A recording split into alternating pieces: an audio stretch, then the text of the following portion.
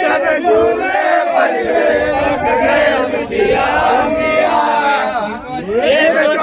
तोड़ के मेरे हाल में जो तुम जाओगे कहता हूँ यार बहुत पछताओगे।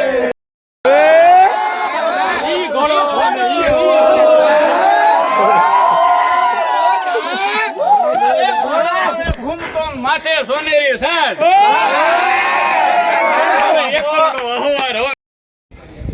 તો 5000 પગથિયે ચડવામાં અમારો અનુભવ તો એવો થયો હા થાકી ગયા છે અને હજી 5000 ચડવાના હે ને ચડી જવાનું હોય બોલે ને ચડી જવાના છે આદેશ બોલતા જેવું કરતા જાય હા હવે જો પ્રયાસ કરીએ છીએ પાછો 5000 પગથિયે ચડીને દત્તાત્રેય પહોંચવાનું અને જે બી જૂનો ગઢ ગિરનાર અને આદરથી વાતો કરે એ મારો જૂનો ગઢ ગિરનાર ભાઈ ભાઈ હાલો હાલો હાલો બનતો બોલે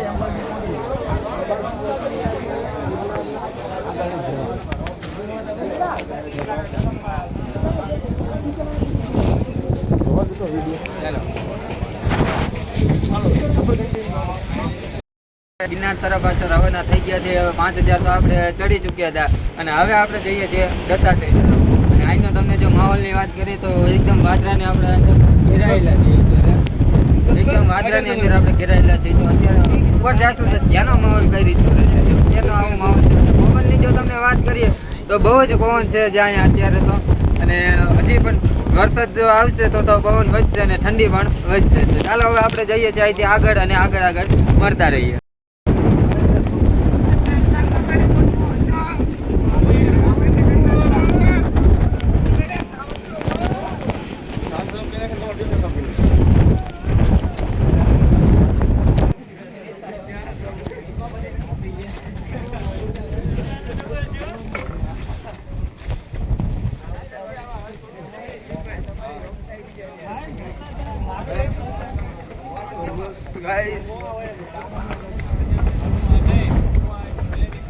ને બાગડતા જયારે ગિરનાર ચડ્યા પછી ઉતરી ગયા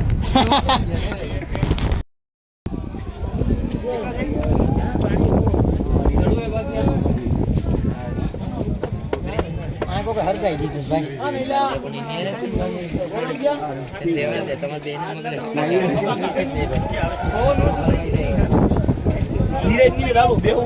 હા પછી એક વાર પગ પર રહી ગયા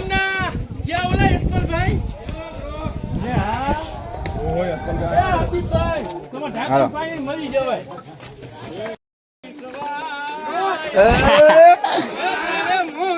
લોટાના માંડળી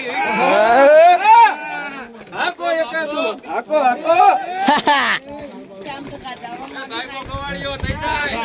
રે ગોવાળીઓ રે મારો વાલીઓ રે ગોવાળીઓ ગીરને રે મારી સામરા ધન એ જોર હે સાહેબો રે ગોવાળીઓ એવું છે હાલે એક વાર થઈ જાય વાંચવું ને બગડતા જયારે ગિરનાર ચડે પછી ઉતરી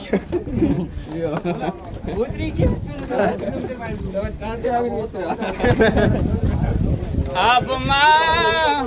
ઝીણી જબુ કાલે કહાવા તેરે ले जा तू संदेशा मेरा मैं सद कर जावा बाबू ने सब झूले पर गए दिया ये कोई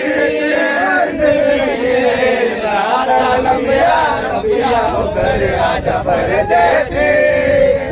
के तेरी पर्वत कितने ऊंचे गहरे होते मत पूछो प्यार पे कितने पहरे होते सारी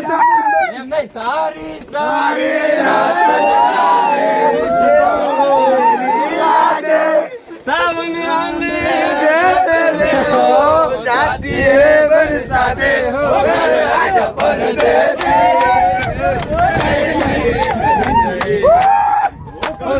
आजा परदेसी પેલા છકા કે આવી ગયા हर पल मेरी याद तुम्हें तड़पाएगी मैं जागूंगा नींद तुम्हें आएगी तोड़ के मेरे हाल में जो तुम जाओगे सच कहता हूँ यार बहुत पछताओगे परदेसी मेरे यारा वादा निभाना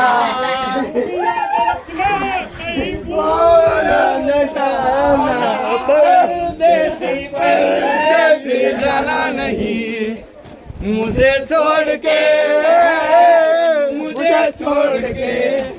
क्या कविराज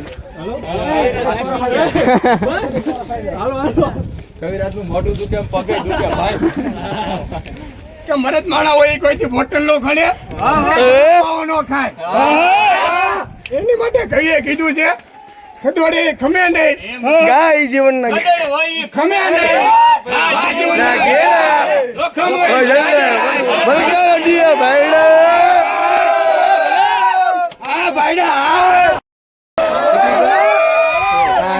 બંગલે તને જોવે જોગી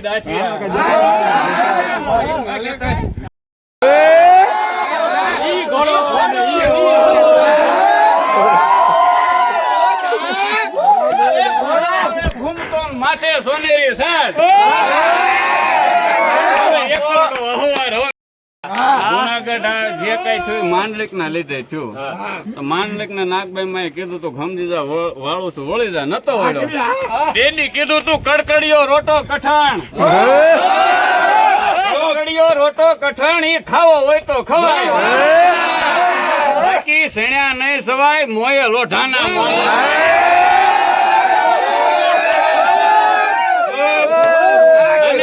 આ તમારો દબદબો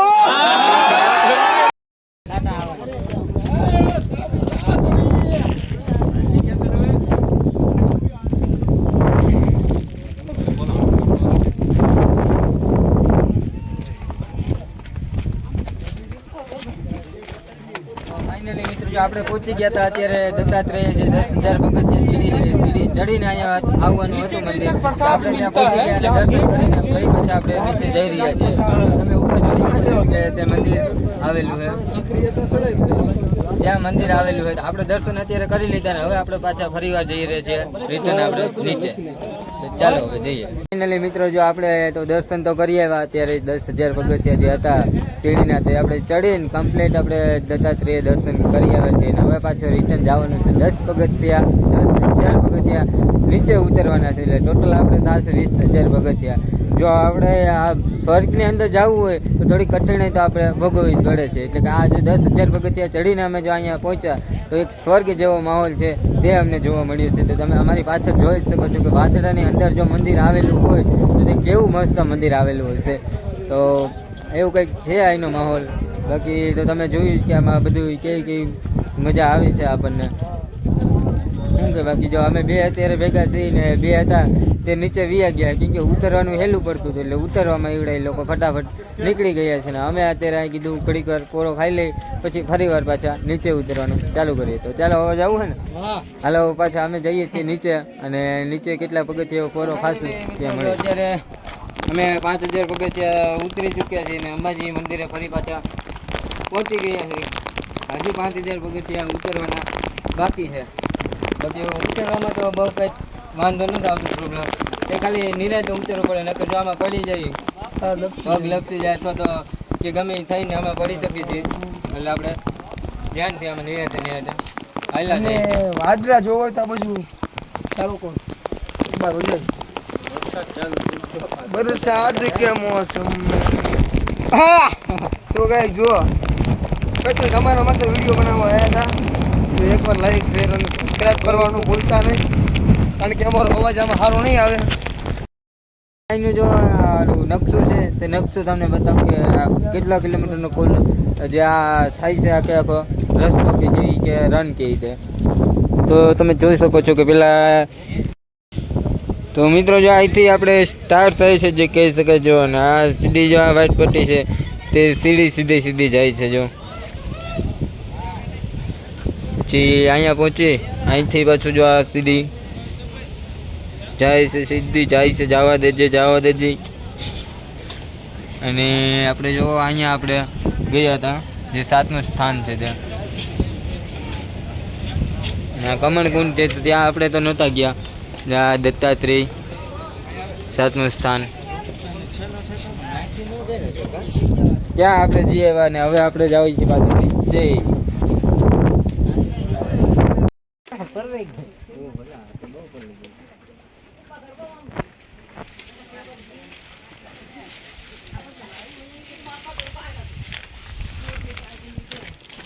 તો ફાઇનલી આપણે જો હવે 2000 પગથિયા ઉતરવાના રહ્યા છે. આપણે ટોટલ કેટલા 8000 ઉતરી ચૂક્યા છે અને હવે 2000 બાકી રહ્યા છે નીચે ઉતરવા માટે નહીં. અને એક તો આપણે મોર વિયો જ ગયો છે, એ તો બહુ ઉતાવળો હતો એટલે એ તો ઠેઠ નીચે પહોંચી ગયો છે ને અમે નિરાતે ઉતરા જાય છે. હજી છે તો આપણે કેટલા 2000 પગથિયા ઉતરવાના છે હજી તો. ચાલો હજી નીચે જવાનું મળશું ત્યાં. જુનાગઢ દેખાણું હો ભાઈ, ઘનઘોર જંગલ ને એમાં વાદરાનો માહોલ.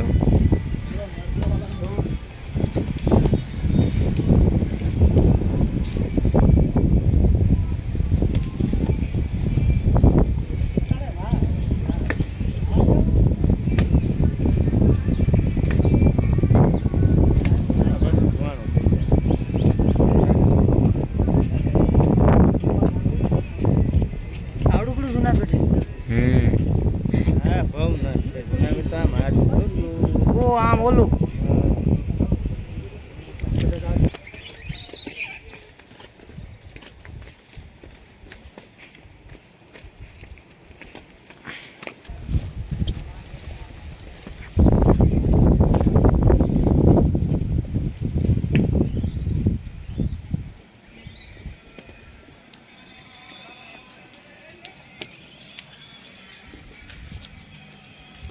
ફાઇનલી મિત્રો આપણે અત્યારે પહોંચી ગયા છીએ નીચે. એકદમ આપણે જેથી શરૂઆત કરી હતી જોઈ શકો છો, આપણે અહીંથી શરૂઆત કરી હતી. તો કેમેરામેન બતાવી દઈ બાજુ